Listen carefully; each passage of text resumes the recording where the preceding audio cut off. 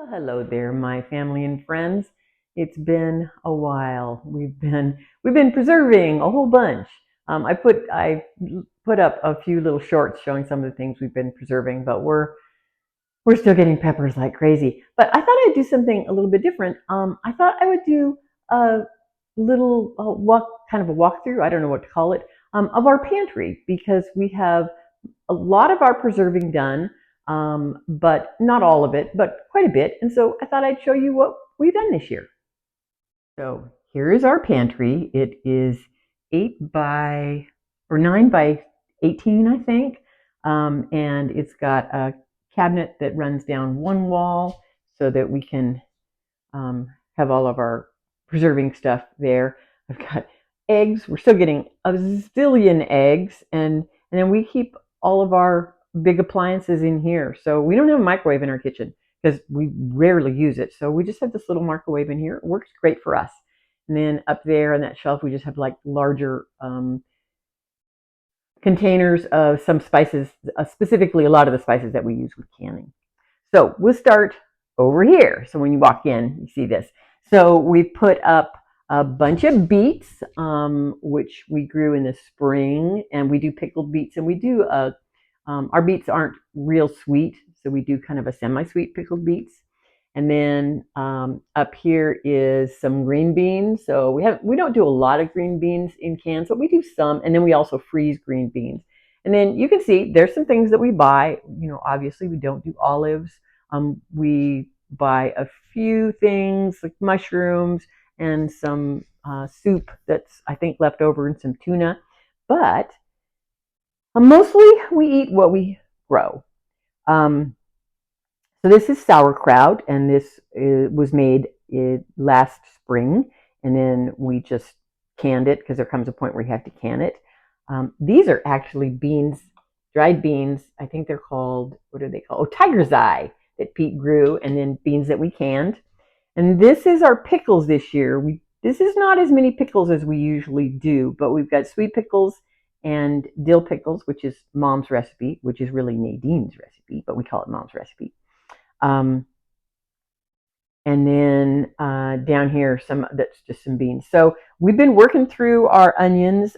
We've sliced a lot up and diced a lot up and put them in the freezer. And then we're also obviously eating them.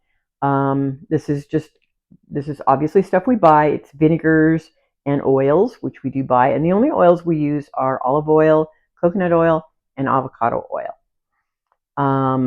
This is all my baking stuff. And something we do buy, because we're not milk drinkers, but I do need milk for baking. So I buy from Costco these, they're like ultra homogenized milk, but they're shelf stable. And so that way I have milk for baking because I do love to bake. And then over here, we've got flour and sugar, and that is lard because we make soap. And also I bake with lard because lard is lovely. We do have several butternut squashes, and this was just from a volunteer butternut plant that we got. And then this back here, this is all popcorn, which we grew this year. And here's all of our tomato products, and I have more tomatoes in the freezer. I probably have another maybe 60 pounds of tomatoes in the freezer, which I have to get cleared out. This is this year's salsa, and this is cowboy candy. And then some spices, red flour, which we buy. I buy mayonnaise. I can make it, and I have made it, but I can never make it. I can never get it as thick, and it only lasts, you can only store it for a couple of days. So I do buy mayonnaise. When I make things like coleslaw, I make mayonnaise because that doesn't need to be real thick. And then this is all freeze-dried eggs. We have a friend that has a freeze dryer, a neighbor and a friend that has a freeze dryer, and she did some eggs for me this year. There are eggs, but it was wonderful. And then of course we buy coffee and we buy pasta. Up here we've got, so this is actually from last year. This is our taco sauce, and we also have barbecue sauce. And these are the fermented sauces that Pete made this year. So we've got a habanero, jalapeno, and a sinofusa. This is ketchup. So I make ketchup because I think it's worth making. And the recipe I have tastes like Heinz ketchup. So if anybody wants it, message me or leave a comment, and I will give you this recipe. I actually got it from Living Traditions. I tweaked it a little bit, but it is so good. And then some relishes, and then these are all our jellies. And we don't do a lot, so this is a watermelon jelly. This is grape jelly from our grapes that we grew in Burnet. And then this is our melon jam that we love so much. And I still have more melon in the freezer so that I can make another big batch of it. So this is just some more onions and then the rest of the garlic. So what I did with the garlic this year, I diced it and put it in the freezer. I minced it and put it in the freezer. And then I also saved it in olive oil and saved minced garlic in avocado oil. So that, and also I dehydrated it so that we'd have powdered garlic. So that's our garlic. That'll last us for a year. And it was about 10 pounds of garlic that once I harvested it all. We do have a freezer in here. It can be a freezer or a fridge, and we have it set up as a freezer. And I think maybe for us, it will always be a freezer because we have more frozen food than anything. So I'll show you what's inside. So up on top, I've got some soups and tortillas that are frozen and potato French fries that are blanched, and then a couple of just like when I made a large meal, I made an extra one and put it in the freezer. Potatoes, chicken broth, and then that is the kind of orangey melon. That's all cantaloupe, which is going to be turned into cantaloupe jam. And then I've been doing slicing or dicing peppers. So these are sweet peppers, all diced, and there's quite a few of them. And then I've got Brussels sprouts.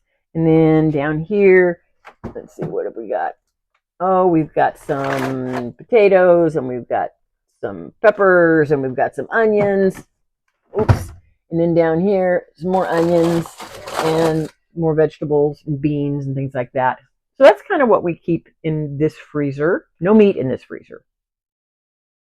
So we do have two other freezers. They're small chest freezers, and one of them is meat, and it's not super full right now because we're getting close to hunting season. And then the other one is if it gets an elk, it will fill up that little tiny chest freezer. So, but right now it just has some bags of tomatoes in it that I need to finish processing.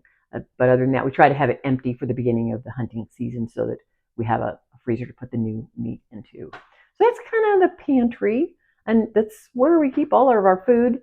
And we love our pantry because it's so big and spacious, and we keep all of our canning equipment in the pantry, and all the jars and the lids and all that kind of stuff, and pretty much all the big food kind of processing stuff. So like our grinder and all that kind of stuff is kept in the pantry, and my mill for milling flour and the mixer, because it's so heavy. It's so nice to have it in here, and it's just out all the time, and I just use it in here.